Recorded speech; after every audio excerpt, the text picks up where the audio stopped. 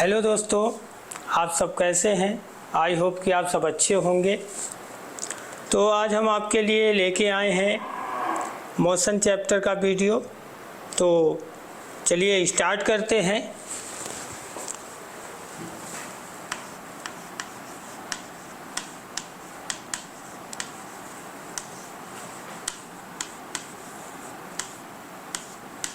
Motion गति, इसके अंदर हमें क्या क्या पढ़ना है। इसके अंतर्गत हमें पढ़ना है डिस्टेंस, दूरी, डिस्प्लेसमेंट,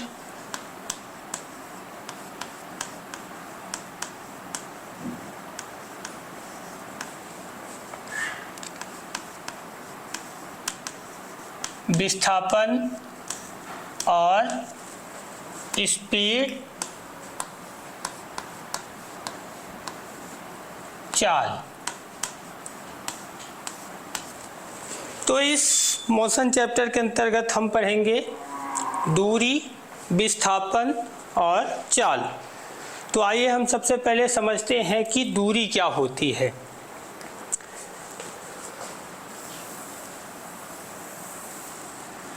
तो जैसा कि ये कोई एक ऑब्जेक्ट है, मानते हैं कि ये कोई एक वस्तु है, और ये वस्तु जब ट्रैवल करती है, जब गति करती है, तो ये दूसरे स्थान पर पहुंच जाती है। तो इसलिए कुछ ना कुछ एक लंबाई तय की, मान लेते हैं 8 किलोमीटर की इसने लंबाई तय की। तो ये एक जो ट्रैवल की, यही इसकी दूरी कहलाती है। यानी आप डेफिनेशन लिखेंगे तो क्या लिखेंगे? किसी वस्तु द्वारा तय की गई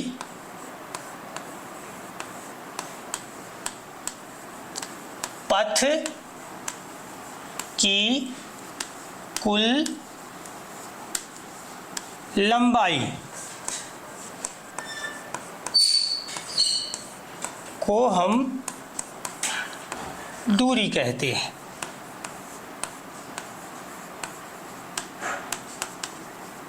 किसी वस्तु द्वारा तय की गई पथ की कुल लंबाई को हम दूरी कहते हैं।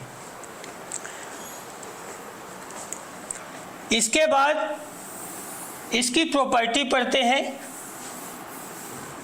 इसकी विशेषताएं क्या होती हैं।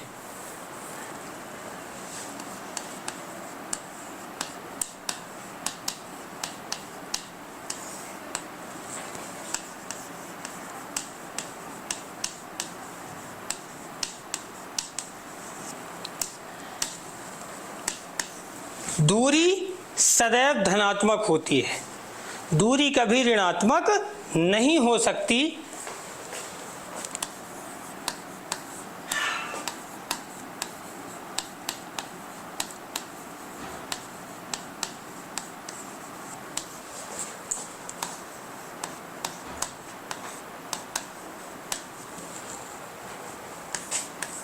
दूरी कभी शून्य नहीं हो सकती।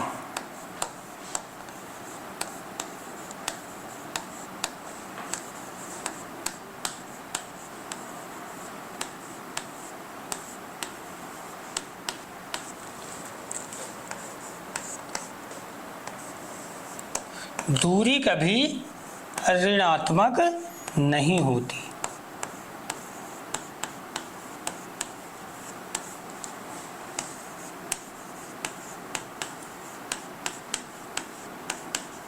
तो हमने देखा कौन कौन सी विशेषताएं होती हैं कि दूरी सदैव धनात्मक होती है, ये कभी निगेटिव नहीं हो सकती, और ना ही दूरी कभी भी शून्य हो सकती है। इसका फॉर्मूला होता है दूरी बराबर चाल गुणे समय।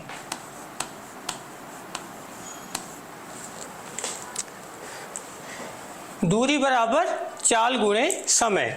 हमें किसी भी ऑब्जेक्ट की अगर दूरी निकालनी है तो हम क्या करेंगे, उसके चाल से और जो समय लगेगा उसमें गुणा कर देंगे तो हमें उसकी डिस्टेंस प्राप्त हो जाएगी। चलिए देखते हैं।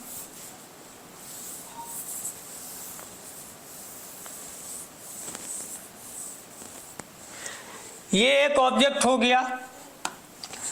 ए से कोई वस्तु बी पर चली, मानते हैं यहाँ पर कितना ट्रैवल किया की वस्तु 5 किलोमीटर।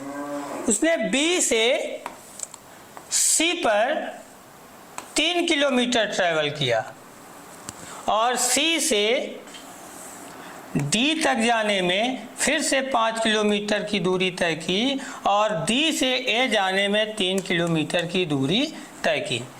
तो हम कुल दूरी क्या बताएंगे कि कुल दूरी हमारी क्या हो गई, ये सभी 5 + 3 + 5 + 3, तो 5 3 8 5 3 8 बराबर 16 किलोमीटर आपकी कुल दूरी निकल आई।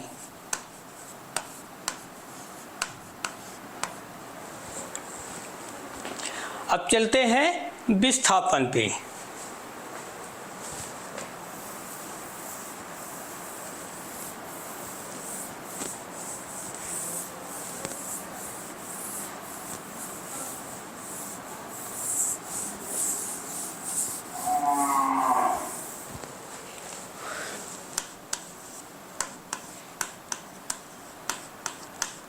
डिस्प्लेसमेंट, विस्थापन।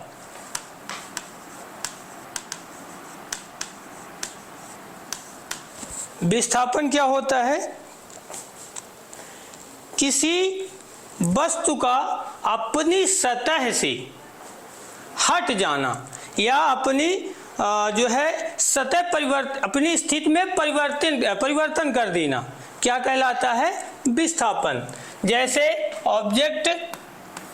कोई ऑब्जेक्ट ए पर रखा हुआ है और यह खिसक कर बी पर चला गया तो यहाँ क्या हो गया, विस्थापन।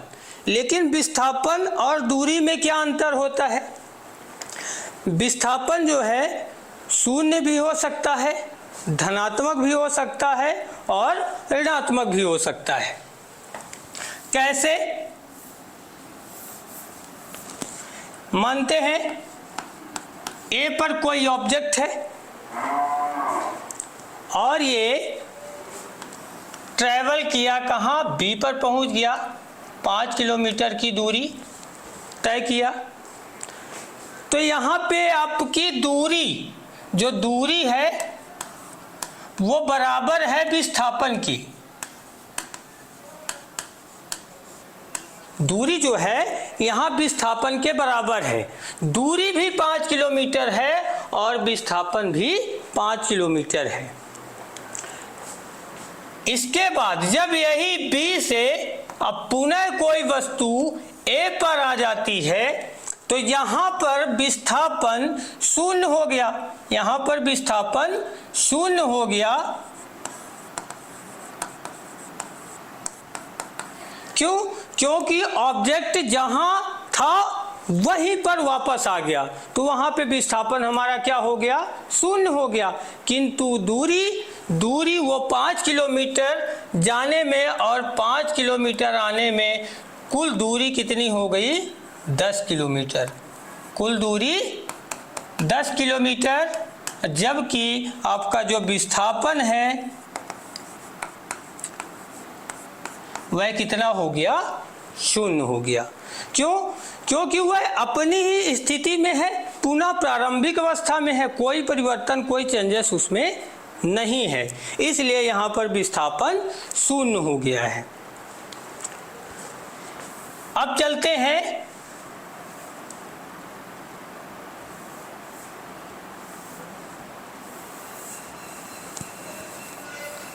अब देखते हैं चाल क्या होती है। अब चलते हैं चाल, स्पीड।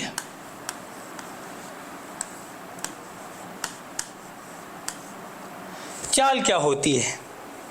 तो किसी वस्तु की इकाई समय अंतराल में जितनी दूरी तय की, यानी अगर हम डेफिनेशन की बात करें तो इकाई समय में चली गई कुल दूरी को हम चाल कहते हैं।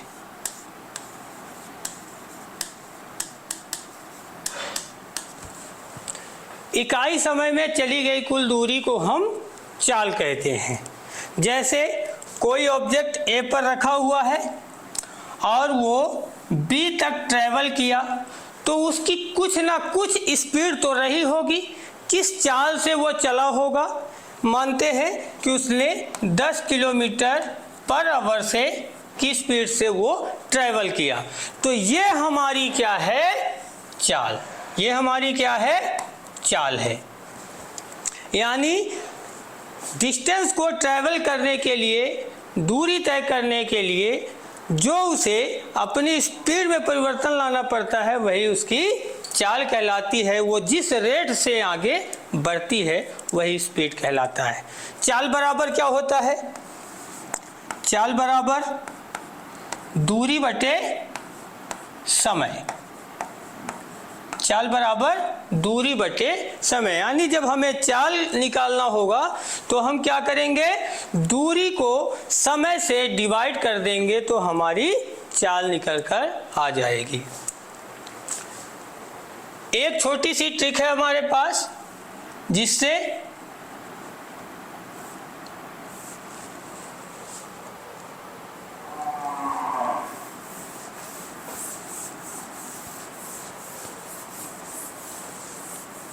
आपको एक ट्रिक पे ले चलते हैं। उस ट्रिक से आप एक फॉर्मूले से तीनों के फॉर्मूले निकाल सकते हैं।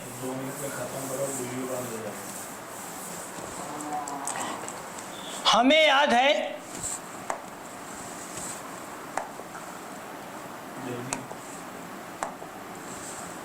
दूरी बराबर क्या होता है? चाल गुणे समय। यही हम अगर चाल को लाएं बाहर तो क्या हो जाएगा? ये गुणे में है तो कहाँ चला जाएगा? भाग में। तो क्या हो जाएगा? दूरी बटे समय। अगर हमें यही समय को ज्ञात करना है तो हम क्या करेंगे? समय को बाहर निकाल लेंगे तो चाल कहाँ चली जाएगी? दूरी के बटे में। तो समय बराबर दूरी बटे चाल। आई होप कि आप सबको अच्छी क्लास लगी होगी, इसलिए लाइक सब्सक्राइब जरूर करें।